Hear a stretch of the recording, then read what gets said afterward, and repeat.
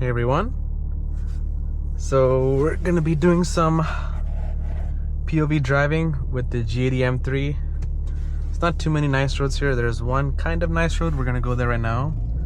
And we're just gonna be, I guess, yeah, we're just gonna be trying to get rid of some of that break-in miles so we can unlock the full power of this beast here.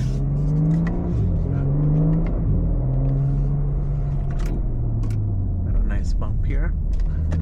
So how I've set up the car right now is just everything in comfort. Then I put in manual mode with the transmission in S3. My M1. I unfortunately don't have anything. Oh man, this AI thing in BMW is crazy. I gotta turn that off. But this is pretty much my M1 setting. It's like everything in sport and all-wheel drive. Then M2 is just the same thing but rear-wheel drive, so obviously I have to turn everything off for that.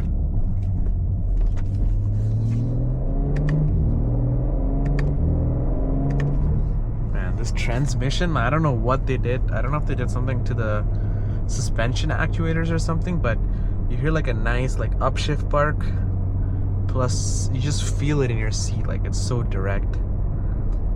But the one thing that I noticed on this car is the on-center feel is really good, but sometimes I think when I'm in sport, I think like a little bit after the on-center, I feel like I'm not, like if I'm kind of like mid-corner, I feel like I'm not feeling much feedback. Actually, let's see where we want to go. Yeah, that should be good.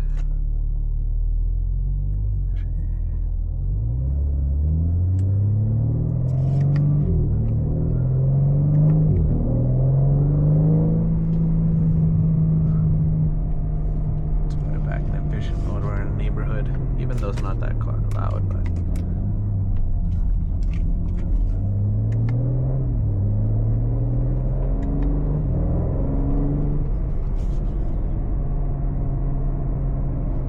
it's basically in break-in miles, you just don't want to go above like 4,500 RPM. You can see there's kind of like a yellow tick thing after break-in miles. They get rid of that speed limiter, or yeah, rev limiter. And then the main thing is you want to drive at like different speeds. You know, you don't want to be at like a common speed. And then the other thing, of course, is you don't want to keep hammering on it all the time. You can get into the throttle, you just can't go too crazy.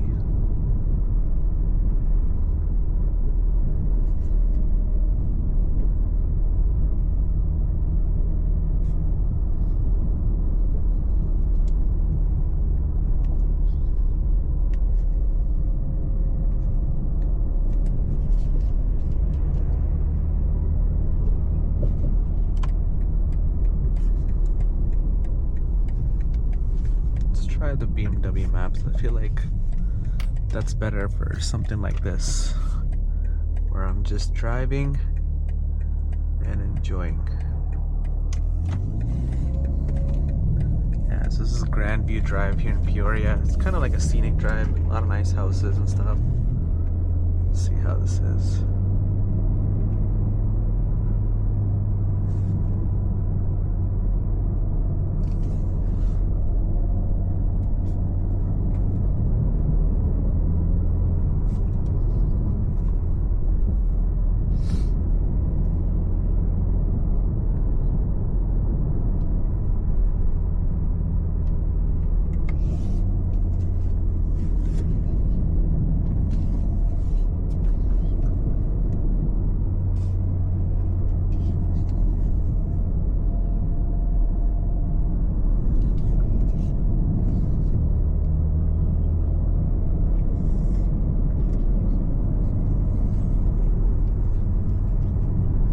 Views. So I don't know how much you guys can tell, but I just got my windshield tinted and my windows tinted, so it looks pretty dark in here, but it actually is pretty nice outside.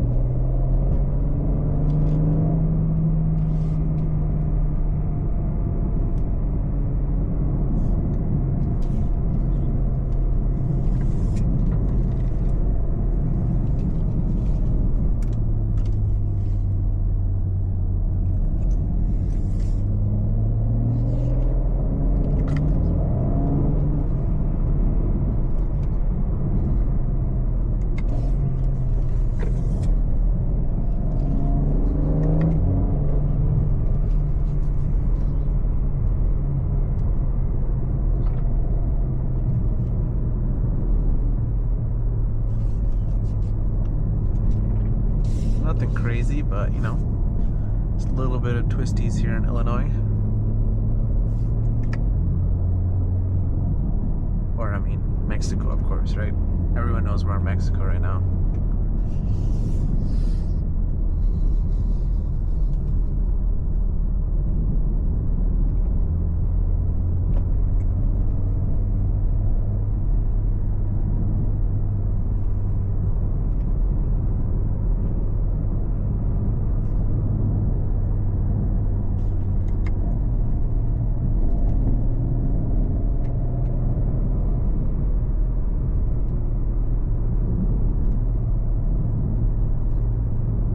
I think it's a little bit of twisties here.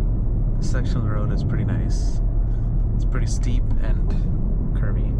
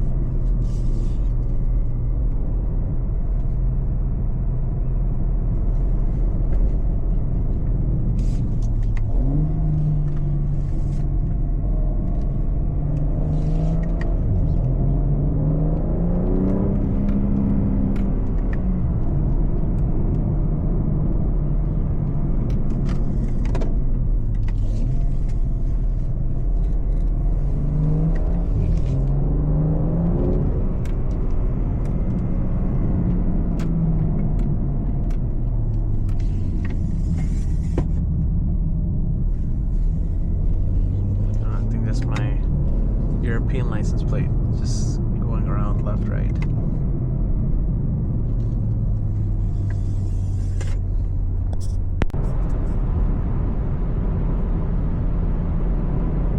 So I thought I'll show you guys a little bit of the adaptive cruise control, since this car does have the driver assistance package.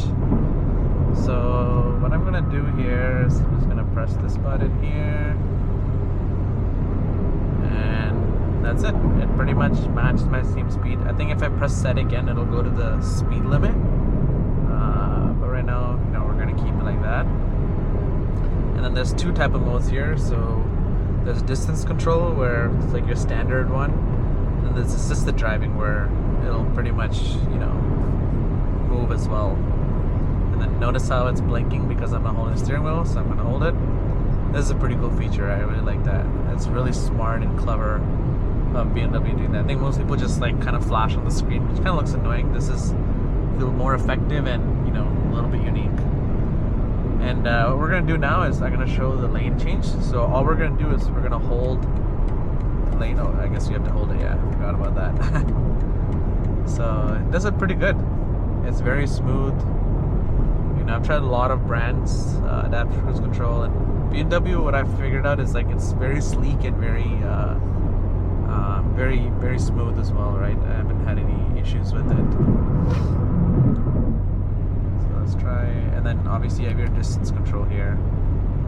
The one thing I noticed is I feel like the minimum distance is kind of big. And then obviously the traffic jam assistant is perfect because you literally don't have to do the brake or throttle at all. It does a really good job. But yeah, I want to see how long we can go without touching the steering wheel. So let's not touch it. So let's count. 1, 2, 3, 4, 5, 6, 7, 8, 9, 10. Yeah. So pretty much went around like 6 or 7 seconds. Let's try the lane change. Man, it's so smooth. So what I've noticed with most adaptive cruise, most other safety systems is they'll go to the whatever lane they're going, they'll go and then they'll bounce back and correct. But this one is kind of centering as we're going, which is really nice. But yeah, I'm gonna continue my drive here back home, and yeah, let me know if you guys like this kind of POV content where I'm talking as well. Some people like the no talking and they just want to hear the engine. Obviously this car is quiet now, so I don't think there's much to hear, so that's why I thought I'll talk and see how it goes. But yeah, thank you.